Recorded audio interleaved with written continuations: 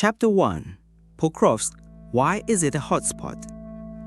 If you look at the map of the war in Ukraine on August 14, the name Pokrovsk suddenly stands out like a bright red dot, attracting the attention of observers, military experts, and ordinary people following the news on social networks. Some people compare Pokrovsk to a small stone blocking a large stream. At first, it sounds like an exaggeration, but when analyzed carefully, you will see that the saying is not wrong. 1. Strategic location. Pokrovsk is not just a small city. Pokrovsk is located in the northwest of Donetsk province, one of the last gateways for Ukraine to control the Donbas region. If Donetsk is the industrial heart of eastern Ukraine, then Pokrovsk is like a heart valve that keeps the blood from flowing back. In other words, if Russia captures Pokrovsk, Ukraine's entire defense line west of Donetsk will be shaken violently. Here is an easy example. Imagine a football team is defending its goal. Pokrovsk is the last goalkeeper. If this goalkeeper is penetrated, the whole team can only watch the ball roll into the net. The match is almost over. And in war, losing Pokrovsk will force Ukraine to rethink its entire defense strategy in the east. 2. Why is Russia concentrating its firepower? Russia is concentrating its forces on Pokrovsk not only for the reason of symbolic victory, but also for many practical calculations. First, Pokrovsk is located on an important railway line connecting the east with central Ukraine. Whoever controls this line will control the flow of troops and weapons. Second, from Pokrovsk, the Russian army can advance straight to other major cities in the west of Donetsk and even threaten Dnipro. Third, the operation in Pokrovsk is also psychological warfare. After months of stalemate, a resounding victory here would help Russia strengthen its domestic morale, while sending a strong message internationally that it still holds the initiative. To make a fun comparison, Pokrovsk for Russia is like a person camping in the woods who discovers a single wooden bridge across a stream. Once they capture the bridge, they will control the entire path, and whoever controls the path has the right to decide the game. 4. How does Ukraine defend? Of course, Ukraine will not lose Pokrovsk easily. The city is fortified with many layers of defense, from trenches, bunkers, to supporting artillery units. Pokrovsk can now be imagined as a giant porcupine nest. Every time the enemy approaches, the sharp points pop out, making it difficult for the enemy to advance further. Interestingly, many military experts have compared Pokrovsk to the Dien Bien Phu battle in 1954. At that time, the French colonialists also built a powerful group of strongholds, believing that they could withstand the enemy. But history has proven that no defense is absolute.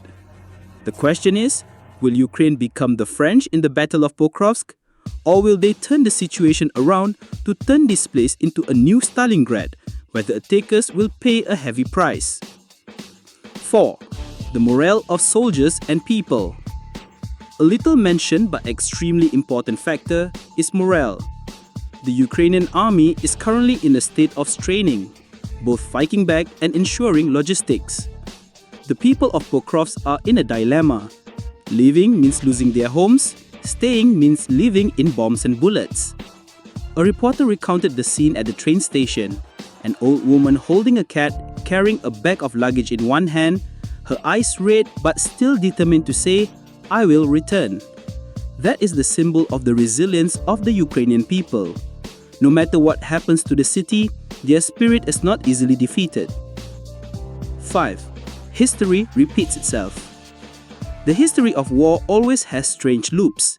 In World War II, the Battle of Stalingrad changed the entire situation of war in Europe.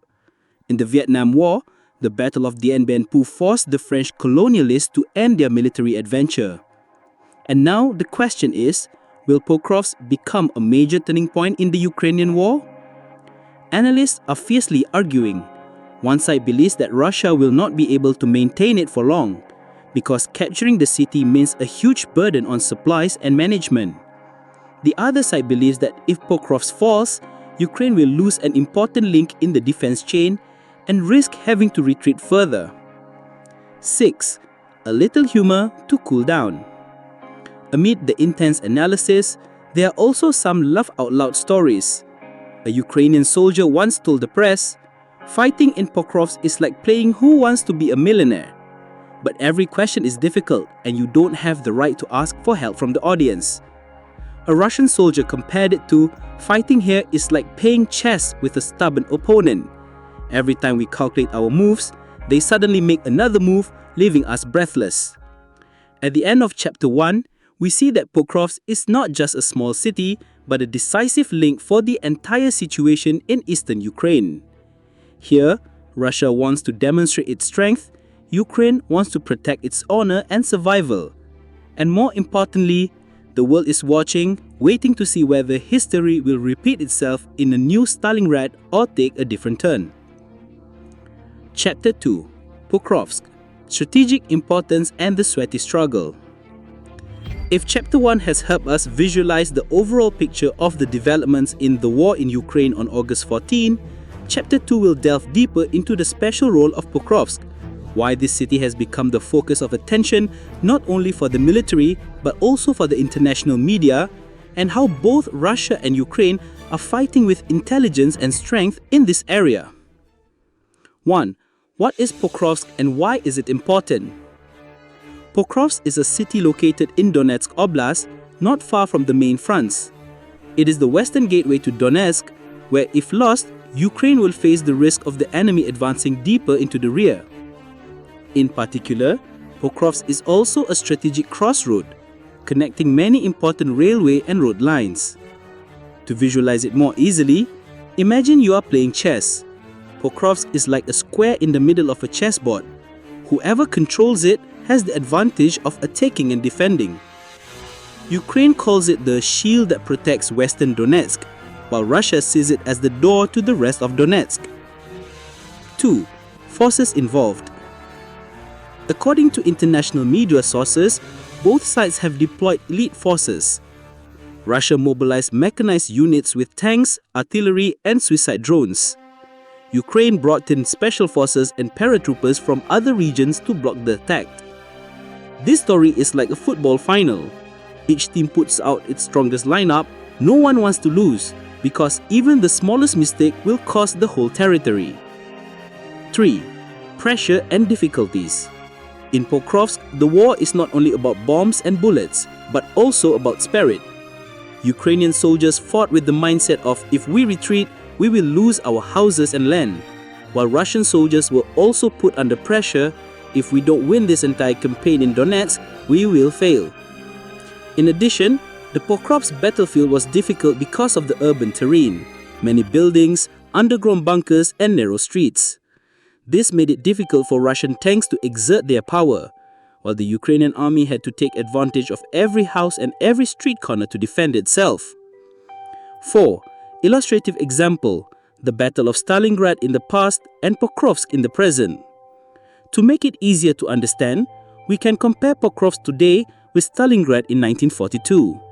At that time, Nazi Germany and the Soviet Union fought for every street and building.